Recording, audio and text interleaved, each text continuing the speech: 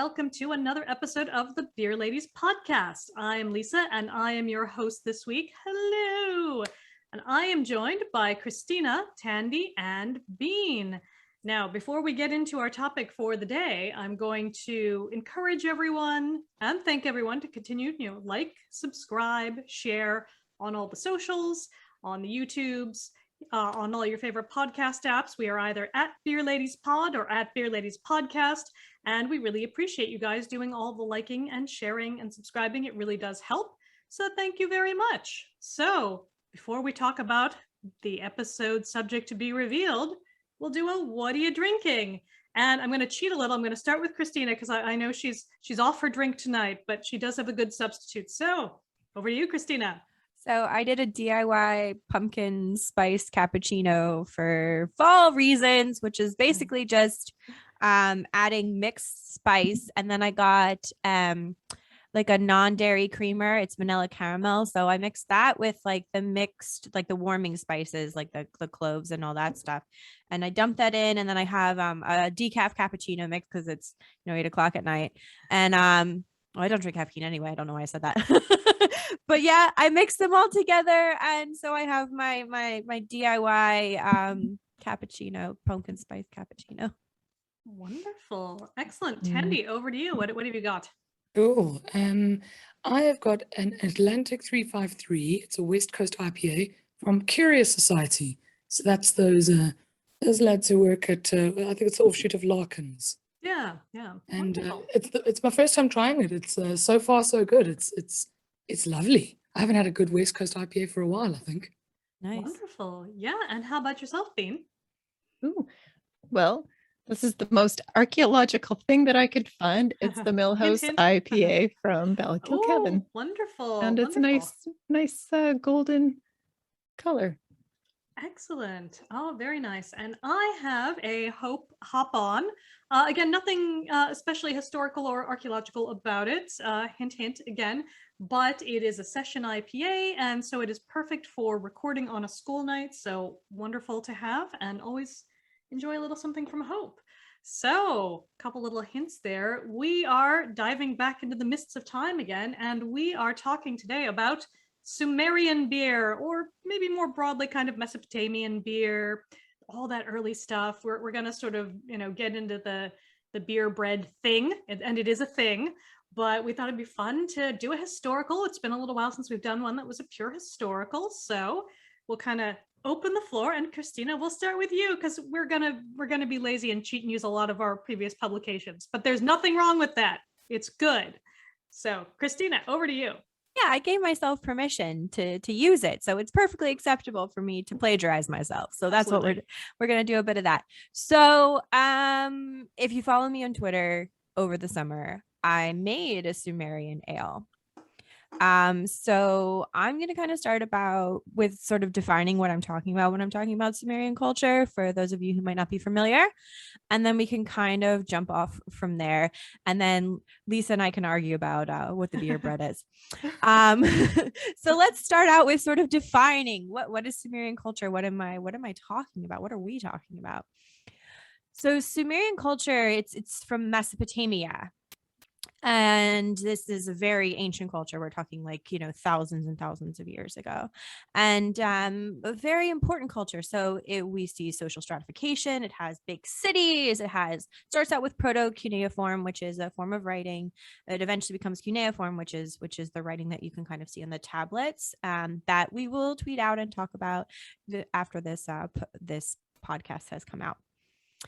And they also used a wide variety of tools. It was a very complex civilization with centralized governments. It had very powerful cities like Umma, and Girsu. And these were city-states, basically, that had control over the local area. They were ruled by local rulers, eventually secular kings, who could possibly control up to multiple of these city-states. These cities were dedicated to a patron deity and characterized by a central ziggurat or temple complex. And these city-states absolutely went to war with each other and other cultures. So an important part of this civilization was administration. It was a really important part of the culture. And from this administration, we see we can see in the cuneiform documents surrounding the administration of these city-states the importance and presence of beer in the culture. So I did an exploration. I fell down a rabbit hole this summer of about 155 different cuneiform tablets that mentioned or talked about beer or ale in Samaria. And this came from a range of periods. So the exact dates are a bit contentious around scholars. So I'm going to give you some general ranges. So for example, I have tablets within my sample size came from the early dynastic period, which was 2900 to 2350 BCE, to Ur-3, which was circa 2112 to 2004 BCE. And then we're also going to the Akkadian Empire, so circa 2334 to 2218 BCE, and Old Babylonian period, to the end of Ur-3 to about 1600 BCE. And so these also come from a range of city-states that I talked about before, like Girsu and Umma. And I will try to flag when I'm talking about the tablets, which ones I'm talking about, where they come from. So you can kind of put it within its context. But that just kind of gives you sort of a background of what Sumerian culture is and sort of what we're going to be talking about today. And then we can kind of talk about, I guess, some of the tablets that I found and some tablets that Lisa has studied and kind of dig into that. So I guess I might as well I'll throw one out first. Throw one out. I'll throw it out. So what we see a lot, what the administrative documents, they involve allocations or rations or payments for various amounts of food items, including beer. So there's one that's actually at the Met, and I really highly recommend looking at these at the Met. They're fascinating. They're also open source, so you can use them or public domain, I should say, and you can use them and look at them. It's wonderful. So in one of these, there are rations for messengers. And the one that I'm going to talk about right now is from the reign of Ep16, specifically dated to month 2, day 20 of the year 2028 BCE. And it regards the rations of ale, oil, bread, and onions for these messengers. And I think it's just really cool to look at these, to sit down and just have a gander. I have this on my website and I'll tweet about it. I think another really important one, and then we can kind of jump on to the role of women, I think probably from this as well. I have one of these from Girsu in the Ur-3 period.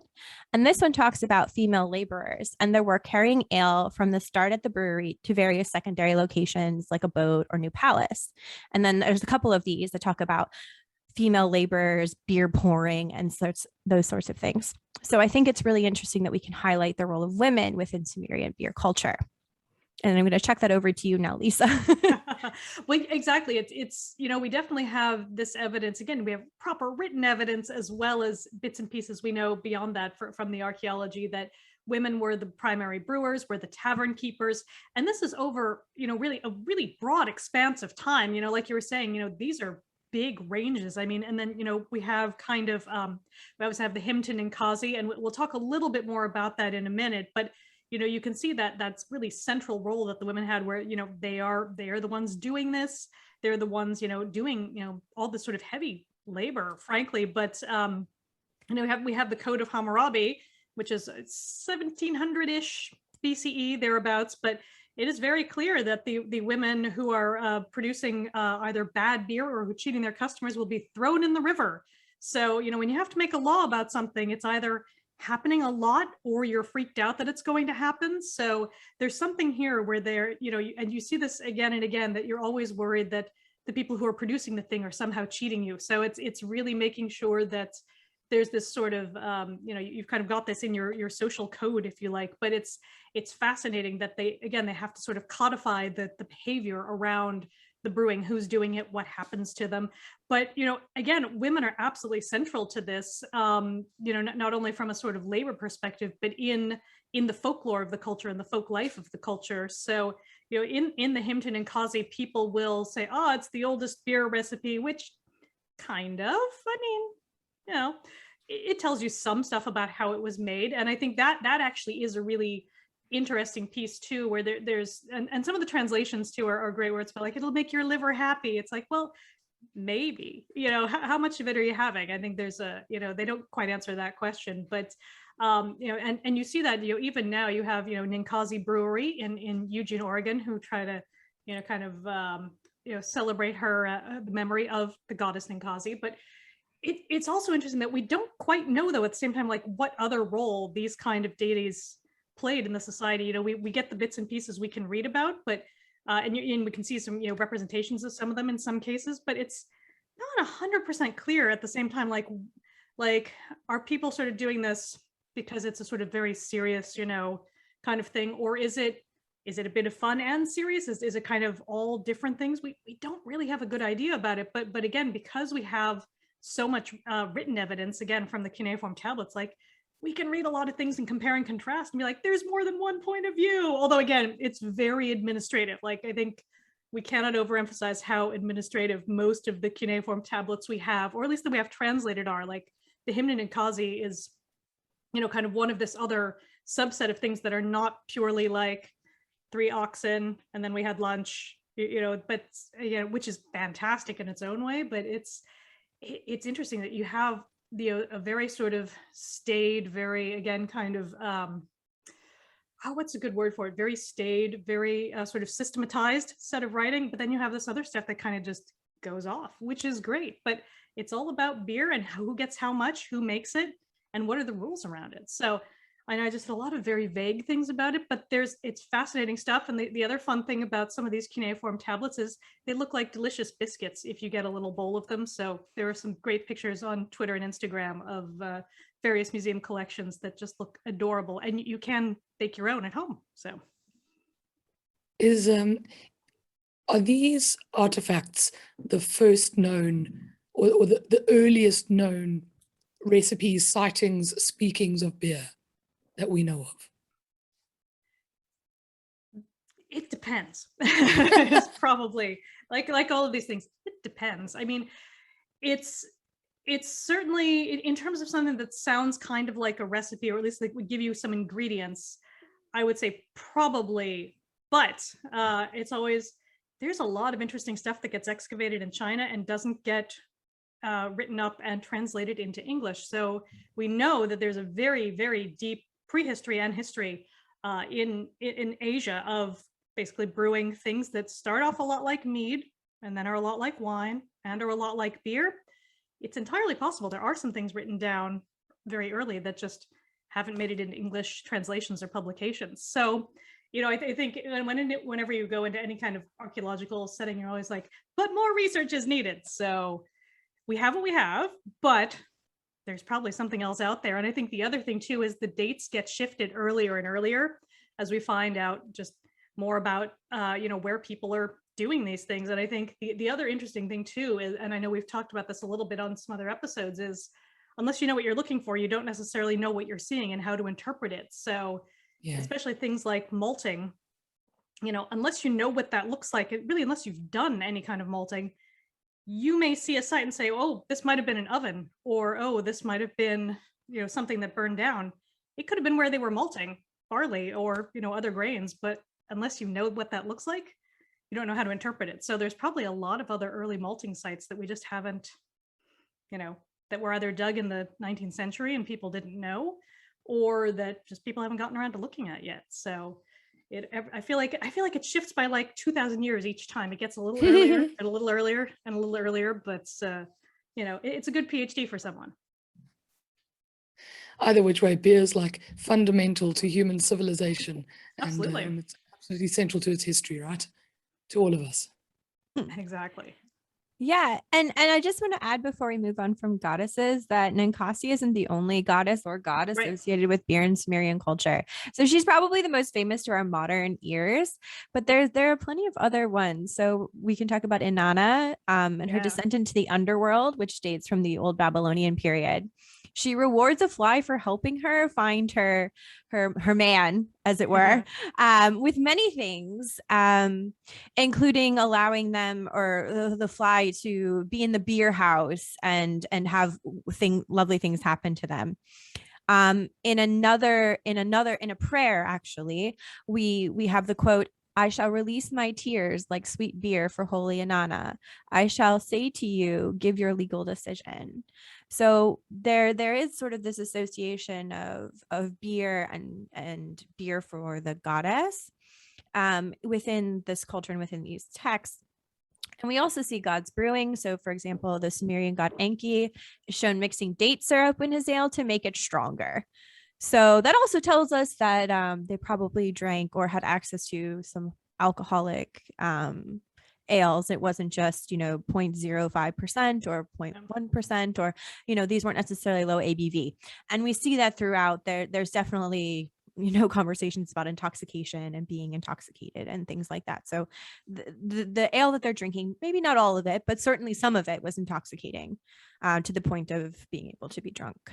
Yeah, absolutely. And then when you get into the other stuff, like certainly when you get into the Epic of Gilgamesh, they are drunk all the time. Like this is not just like they had a few drinks, with dinner. No, they are pushing the boat out. So it's it's something to kind of I think what we can't really see at this remove is they must be using, again, maybe, again, I'm pushing my own biases, but they're probably using different recipes, different strengths, for different reasons. Maybe something is kind of their table beer. Maybe something else is for celebration. Again, we only see the bits we can see, but I think you have to assume there's, different, essentially different styles for different occasions. Yeah. And the story, and I'll get into that when I talk about why I made my ale, how I made it. But there's like insults involving drunkenness. So for example, I'll read you a quote. After you go to the house of a man giving a drinking party for a god, after you enter behind the man of the drinking party, beer foam is to be spattered upon you.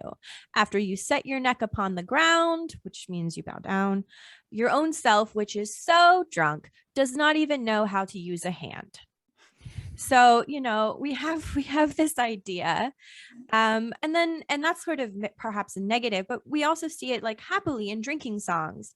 So another quote: I will have the cupbearers, the boys, and the brewers stand by as I spin around the lake of drinks, while feeling wonderful, while drinking beer in a blissful mood, while drinking alcohol and feeling exhilarated. My stomach is a heart stomach with joy. I clothe my contented liver in a garment fit for a queen. Which sounds kind of wonderful, doesn't it? Really, just in there. Yeah. It really just sounds like a good time. And I even found evidence for a beer festival. So, of course, that didn't have to be alcoholic. You don't have to have alcohol in your beer to enjoy it. But I mean, possibly, a nice beer festival. So I just thought that was a bit of fun and really interesting. And the way they talk about beer and alcohol and being drunk, sometimes it can be negative, but sometimes it just sounds wonderful. Like just, an ode to drunkenness or to tipsiness or to intoxication and how kind of lovely it can be. And this would be a very communal activity too, at least the bits that we think about, which again can kind of veer off, because archaeology, into ritual, but also they may have just done this of an evening, or for, like you said, it could have been like a festival, because they're drinking with these straws, because we're not talking about, like a sort of clear, kind of, beautiful golden or amber liquid. Like we're probably talking about something kind of dark and kind of gritty. The mouth feels not what we're looking for, or not what we would expect. But Christina, you're the expert because you tried brewing this, and I don't know if you used the straws. I can't remember, but how did it go? I should probably just talk about mine, because then we can kind of launch into things. Yeah. So I made this beer mostly because I was bored and I fell down a rabbit hole, and I was like, hey, you know what I hate doing when I brew beer? Cleaning. So I'm just going to make ancient beers less cleaning.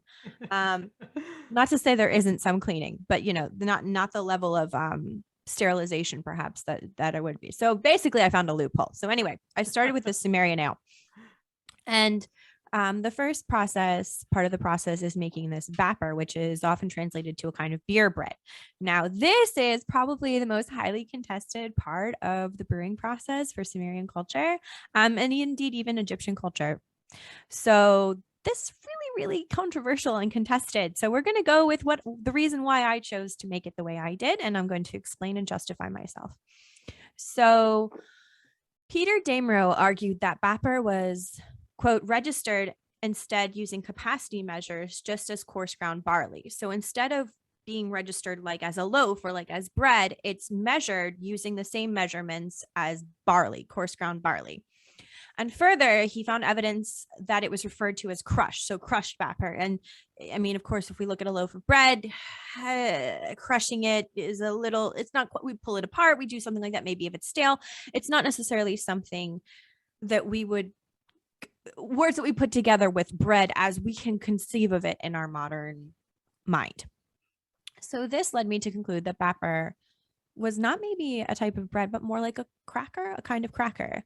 And with this knowledge in mind, I had made a couple years ago a malt tonic, and part of my malt tonic was making a sort of malt cookie, a malt cracker.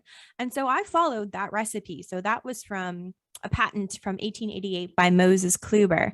And so I followed that to make my batter. So I mixed my malts, and I used wheat and barley. Wheat in particular, emmer wheat, is mentioned repeatedly on the different kinds of ale. Lots of times. We'll file that away. That's going to be important later. I think we'll get back to that. Yeah. So I blended the wheat and barley malts with water, and I just let that sit overnight. So the next day, the barley had absorbed much of the water and it was pliable. It's like a kind of a dough, to be honest. And to this, I added saffron and coriander because, for example, in the Hampton and Kasi, and also just we know in Sumerian culture, there were many herbs and spices and things available.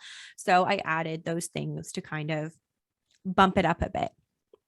And then again, I followed Kluber's recipe. And again, this is on my website. So I smashed it down into 2 cookie baking sheets and I baked it till it was hard and brown. So I made them low and slow.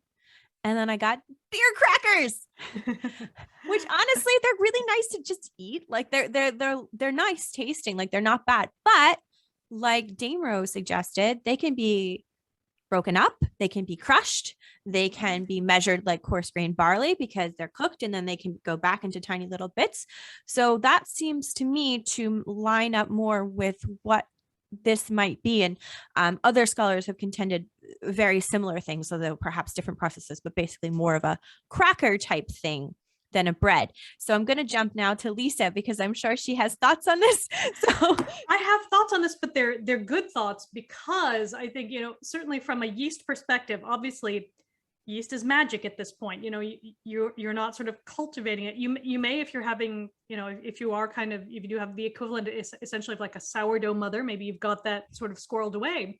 But if this is kind of your everyday bake and stuff, I bet you're not waiting for anything to rise because you don't know if it'll happen. So I feel like a cracker makes a lot of sense just from a sort of environmental perspective. And again, I think that's the other interesting thing about this is we don't know how they would have perceived that part of the process. Like the whole sort of yeast fermentation part is, again, it's magical. But I will circle back to the emmer wheat in a minute, but I want to let other people speak first. So hang on. If we were going to think about crackers as a way of almost preserving yeast, wouldn't the yeast have been killed off when it was heated and cooked?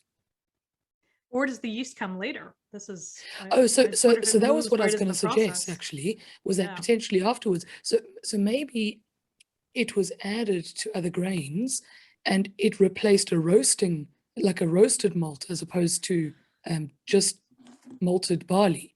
Yeah, you use batter in addition to other grains. So you're not just using batter. You're using batter and then again barley and then again wheat. So batter is just part of the brew. But Maren Dinley did a really interesting experiment, and she talks about how you can get saccharification through creation of batter. So you're getting kind of the release of those sugars in that way. So it might have been used to aid in that perspective. So that's kind of where I viewed it coming from. And then the yeast to me was naturally occurring, although I added some, and I'll explain my process through that and why I did that. But so that's where I was coming from with that. And I really, really highly recommend reading Maren's experiments with this as well. Yeah, absolutely. I wanted to call out if for those who don't know Maren Dinley, she's an archaeologist and she's been a home brewer forever. So she understands what she's looking for, which again, many researchers do not know what these things might be or could be, so I think her research is fantastic. She's a lovely person, always a pleasure. So seek out her work. Good stuff. Absolutely. And we'll definitely make sure to cite that and everything.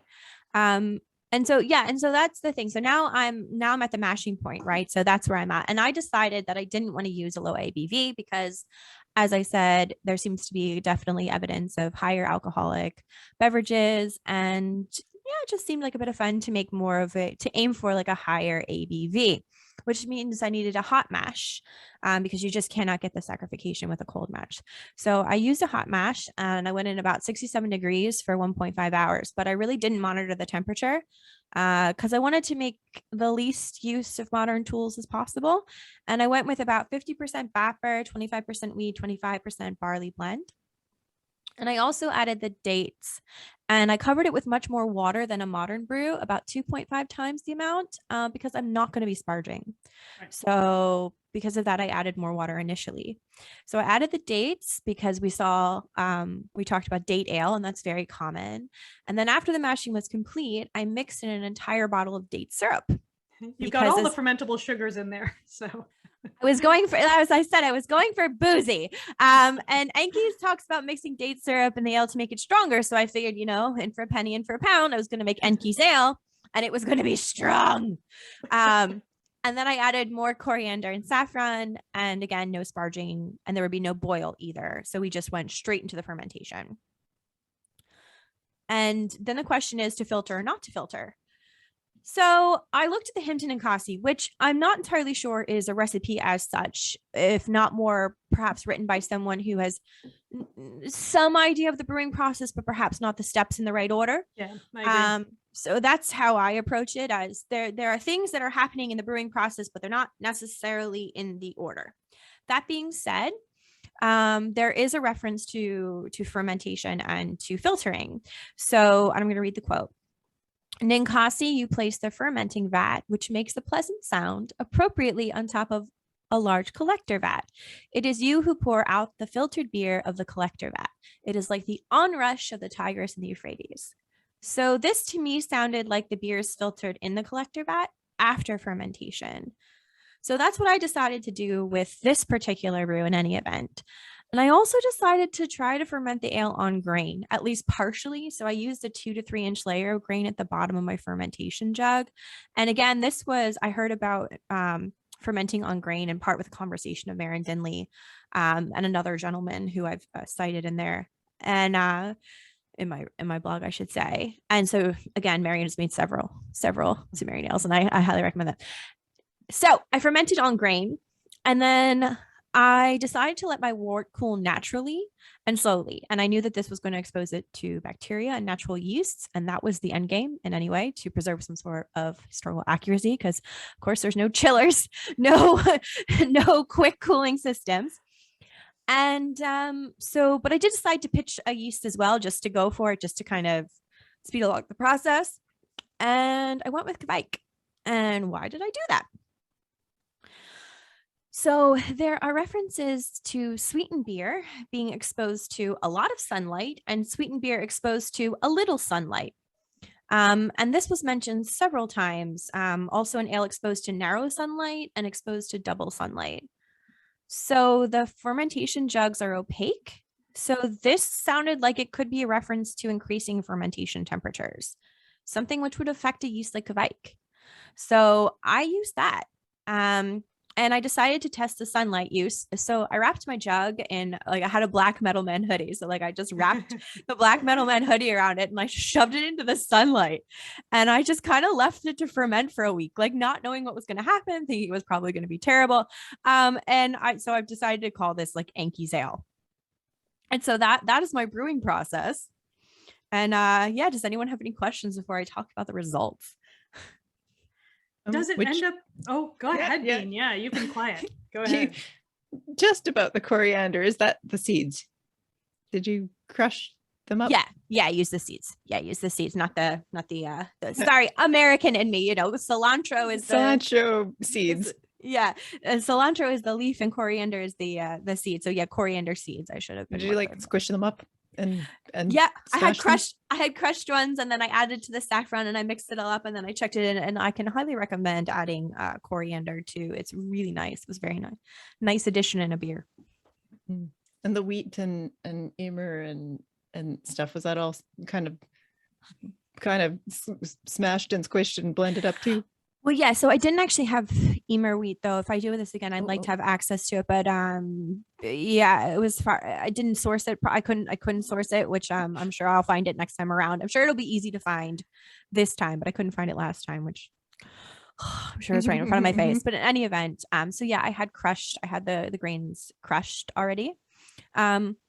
There are references. I think I was reading someone's experiment talked about wheat berries, so uncrushed wheat. So I did use some uncrushed wheat, in not in the batter, but in the when I was mashing in as well, just to try to cover all my bases historically. So yeah. Cool. So it mostly wasn't flour; it was pieces of. Yeah, none of it's really flour. So Right, okay. if it is crushed, it's just sort of crushed. It's still definitely, you can kind of still see the grain. It's just squished a bit. Yeah. So you like put it in a mortar and pestle or a blender or Yeah, something. So it wasn't flour and it wasn't necessarily, except for a few, the whole berries of the grain. So it was like, Yeah. okay. And you can order it. So I just ordered it crushed. You can just order that from your homebrew store already crushed. Cool. Thanks. That's my question. You're kidding me. I just want to know what it tasted like now. Okay. Okay. I seem to remember boozy was the main Yeah. adjective, but Right. Yeah. So like, listen, I was expecting this to be kind of awful because I have read other people's experiments and most people's experiments are like, ugh, it's sour. It's not nice. I don't like it. Yeah. So I'll BJCP it for you. So the aroma, the initial nose was sweet and malty. So a lot of dark fruit, basically, which was shockingly probably from the dates. Yeah, it makes sense. With that much dates and date syrup in there. But I didn't really get anything sour, which I was surprised. I did Yeah. think I was going to get a little bit of tartness or something in there from the bacteria, but I didn't get that. There was a hint of a bready malt character though. And it was a tawny color. I think that was the best way I could describe it. Like a cloudy, rich brown color. Was not, it wasn't filtered. So of course it's really, really cloudy and it's opaque. And again, we can probably thank the date syrup for that. Low carbonation, but there was something there. And a very full mouthfeel with a bit of alcohol warmth on the finish. So it was definitely boozy, which is what you kind of expect with Kvike and the theory of the sunlight and the increased fermentation temperature. So overall, the flavor was really, really heavy on the dark fruit, which, shock horror. Where did that come from? All the dates. With a bit of bready malt. There was some tartness. There was absolutely some tartness in there, but it really balanced out the sweetness of the dates. To be honest with you, I liked it. There was some diacetyl slickness on the palate, which I didn't really mind because I thought it went okay with the sweetness of the dates and a bit of the tartness. So the little bit of slickness didn't really bother me. And it was a very, very dry finish with some alcohol warmth. So I said, and I will stand by what I said, that it reminded me sort of a cross between an Oud Bruin and a barley wine. That's sort of kind of like the best that I can kind of say. And I really liked this beer. I would make this beer again. It was good. Like it really was it necessarily the most historically accurate brews? No, because I didn't have, the right jugs and I wasn't, sure, sticking them outside in the sun. But it was a really fun experiment to do. I'm really happy I did it. I hope to brew an Egyptian ale next and just kind of, or an early medieval English ale. I have a lot of ideas now. This was a lot of fun and I want to kind of keep going with these. But overall, it was a fun experiment. I found a Sumerian dinner dish to make. And so, that required beer. So that was kind of fun to make with my beer and then add it to the dish. And it was a nice dish. So yeah, it was just a really fun project, just a bit of fun. Yeah, absolutely. And I think for anyone who wants to kind of try it at home, one, go to your blog because there's plenty there. But I think there is that balance between how do you make it work for a modern palate versus, obviously you don't want it super sour necessarily, although some people go for that. But Dr. Pat from the Penn Museum, Pat McGovern, he has a bunch of wonderful books called, the one I think that's maybe the most accessible to a general audience is called Uncorking the Past, The Quest for Wine, Beer, and Other Alcoholic Beverages, but he's got a bunch of others, and I'm wearing a wearing an old Dogfish Head t-shirt today because he works with them on the Ancient Ales series where they do look at all the archaeology properly. They do that kind of biochemical analysis to say what went into this. Obviously you can't necessarily get proportions, but they can at least, get a pretty good sense, figure out all kinds of things. And they've even gone and collected, what I'm putting in air quotes, ancient Egyptian yeast. I think that experiment actually didn't turn out particularly well, but the ones that have become commercial beers for them are based on, sort of ancient Chinese beer, ancient Greek beer, as well as several others. There's an ancient Mesoamerican one, which is Theobroma, one of my favorites. It's so good, but they have the time and money to use what you can tell from the archaeology, but then refine it for the modern palate. So you can sell it to people and first of all, not make them sick, but also so it tastes accessible and good. And again, the Theobroma is one of my favorite because it's made with chocolate and it's so good, but that's much later. We're talking about much earlier at this point. But again, I love that people are out there doing the work and seeing what's good. And I'm going to circle back to the emmer wheat because by the time this drops, I think we're allowed to say that the Hope Winter Seasonal is going to be a stout made with emmer wheat. And they are working with some archaeologists from University College Dublin to kind of find out more about what the brewing process was like in kind of early medieval Ireland, how people were growing is specifically emmer and some other ancient grains and how they were malting. And again, this is later from, much later, obviously from the Sumerian thing, but I think it's fantastic that people in Ireland are doing this kind of work. And I got to sample that beer. It's a stout. It's again made with the emmer wheat. It's gorgeous. So little side plug, go and get that. But again, I'm just really excited that people are doing this kind of work. And you can actually go out to, I'm just looking up where, Cornstown House, which is where they're growing this. And they have alpaca trekking as well. So alpacas. Can't go wrong. Sold. I'd never heard of emmer wheat actually. So that's really interesting. It doesn't have a hull, if I'm recalling correctly, because it's definitely an older, the whole, when we get into kind of any kind of domestication of grains, it's super complicated. But I think that's one of the big differences with emmer is it doesn't have a hull, but I could be completely wrong about that. I don't know if being your yeah, and I didn't actually look anything up, but the thing about old grains is they haven't been bred for yield yet. Right. So it's usually not very cost effective for a farmer to plant a whole field of an older type grain because it won't have like 6 rows of great big kernels in every stalk of grass at the top. Yeah. So it's a bit more expensive and all that. So that's, I mean, you guys know that, but that's why you don't see it so often. But Christina, did that last a few days after you had brewed it all right? Or did you ever find out because you put it in some cooking, or did it? I didn't really, I used it within like 3 days. I was not trying to keep it for long. I didn't think it was going to keep very long. I put it in the fridge almost immediately. So basically I tasted it. I put the leftovers in the fridge and then I used what I was going to use and then drank the rest. I didn't think it was going to last that long. Now it might do. But I just didn't. I mean, it was a higher alcohol, so it probably could have hung out for a while. But yeah, I was ready to I didn't make a lot of it, to be honest with you. I really maybe made a gallon, maybe just very small amounts, because of course I walked into this thinking it was going to be awful. So I was like, I don't want to make a lot of this. It's going to be terrible. And it was fine. But yeah, just very small amounts, just kind of enough to have like a pint and then some for the cooking and then a little bit more, like just very small amounts.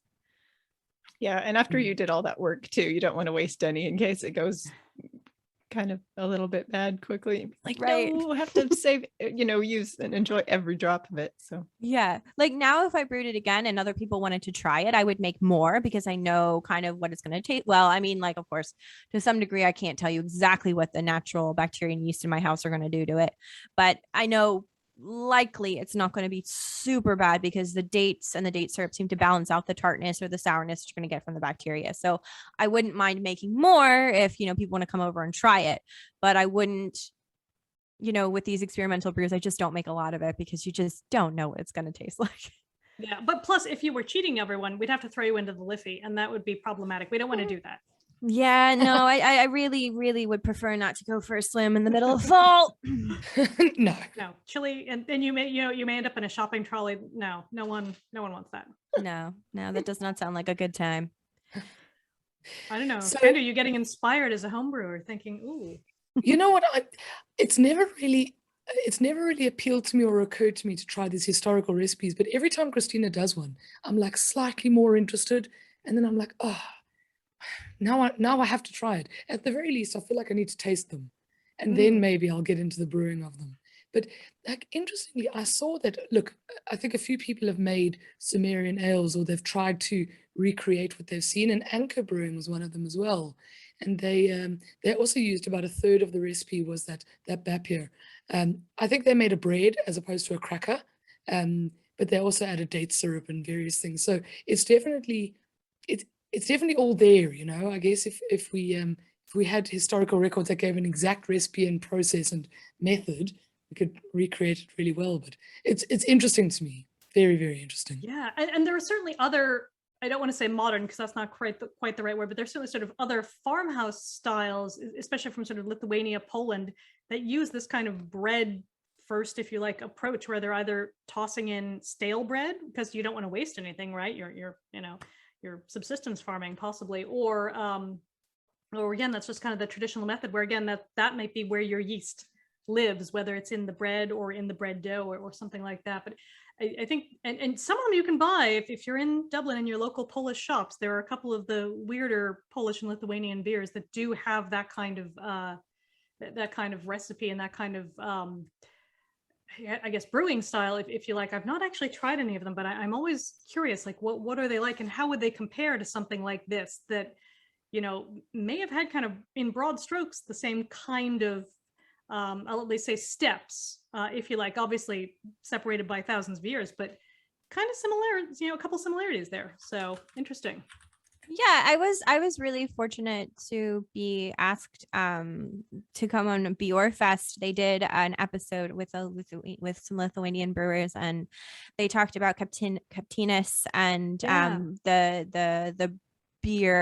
the beer that's made from bread and their brewing process, and it was fascinating. When we will link that because I think the video is floating around still, and I highly recommend watching that because talking about the Lithuanian brewing processes and all the different things they do for farmhouse brewing it was a wonderful event, and I highly recommend watching it. Yeah, absolutely. And that's the thing, so many of these things have analogs in different cultures, different time periods, because at the same time, at the end of the day, it's all beer. It's it comes in different forms, different stripes, different colors, but the basics are all still very are fundamental. So many commonalities, even if they're separated by all this time. Do you guys remember there's a brewery in the UK called Toast Ale? And they're, I mean, they use leftover bread to supplement their grain bills, which I always just thought was such a clever idea, not knowing that it's as ancient as beer itself. This idea of using leftovers or baked grains, in beer.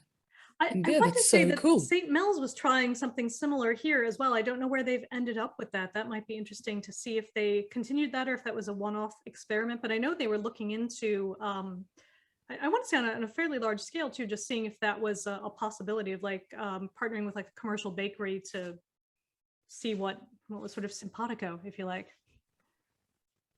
But yeah, just think about that. All these things kind of go all the way back, if you like.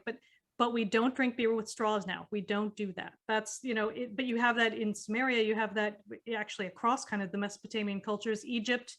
You can get, again, you go to either like the Penn Museum or the British Museum, where really probably all this stuff shouldn't be, but it is. But, well, that's a different discussion. Talk for another day.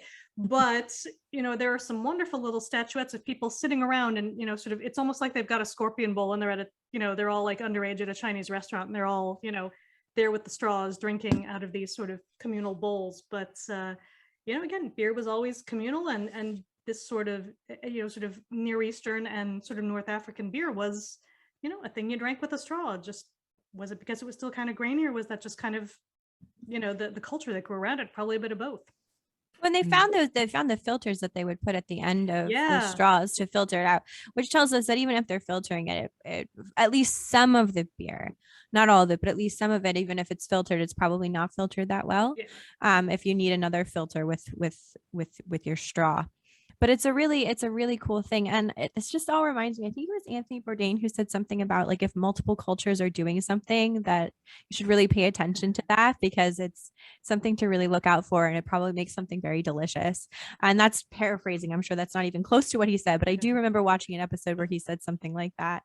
But yeah, this is just a process that just seems to pop up in many cultures sort of organically on its own. And I think that's just really, really interesting. Absolutely. I think Yeah. maybe on that note, we'll start to wrap up. Any final thoughts or questions on Sumerian ales? Christina, can I have an invite to the next time you make it, please? Yeah, I mean, if you guys want me to make it again, I will absolutely make it and put it in bottles, and we can do like a bottle share. I'm gonna try to make an Egyptian one, which I feel like is just gonna end up tasting like the Sumerian one part 2, Electric Boogaloo, because honestly, like the process is very similar. So I'm really not seeing where I'm gonna make much of a difference. So, I will make that, and people can try that, and then I'll maybe go back to the Sumerian ale. But I have Marin actually sent me some meadowsweet, so I actually kind of want to make wonderful. I want to make a Viking ale actually. So that's really high on my list Ooh. of things to do in Might the need to next borrow while. some of that for a mead, but that's a discussion for another day. Oh yeah, Wonderful. nice for mead. Yeah, absolutely. Well, wonderful. Well, I think on that note, I will say thank you again, dear listeners, or dear viewers, if you're on the YouTubes. Thank you so much again. Continue to like, subscribe at Beer Ladies, or at Beer Ladies Pod, or at Beer Ladies Podcast. We're in all the places. We really, really appreciate all of your support, and we'll see you again next week. So thanks, everyone. Bye. Bye. Bye.